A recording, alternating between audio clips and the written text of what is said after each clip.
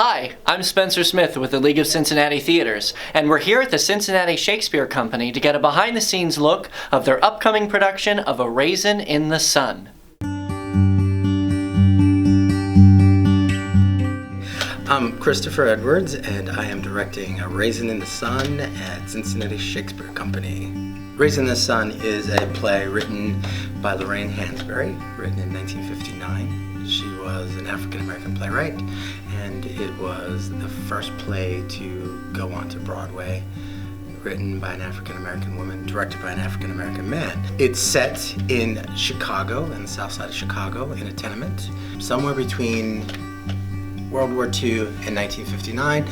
Our play is going to be set in 1953 in the south side of Chicago. It's about a family who are dealing with a possibility of receiving an insurance check from the death of the father, the grandfather. The play really revolves around the tensions and the conflicts of what to do with that money and how that money represents fulfillment of a dream by all of the characters in the play. That's the basic plot point. They buy a house in Clybourne Park, which is a white community, and due to laws of the time that are based in the playwright's actual life, there was a lawsuit that her family went through in the 40s to move into a white neighborhood, and there were laws that kept African Americans out of white neighborhoods. So the play also deals with that issue. It's a wonderful play. It's a play that changed the landscape of American theater in this country. It is arguably one of the greatest American plays written, right up there with Death of a Salesman, Cat on a Hot Tin Roof.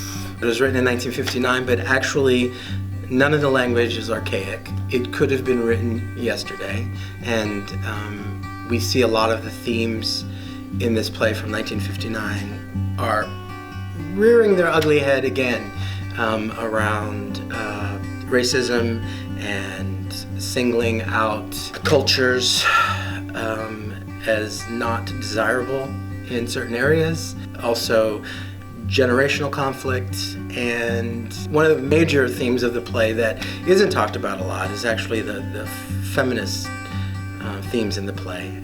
All of that is still with us. You know, we've got women's marches where women are carrying the same exact signs that their mothers and grandmothers were carrying in the 60s. The play also deals with the American dream and our need to tie finance and profit as a measure of success for a human being, and that I think is resonating quite largely right now.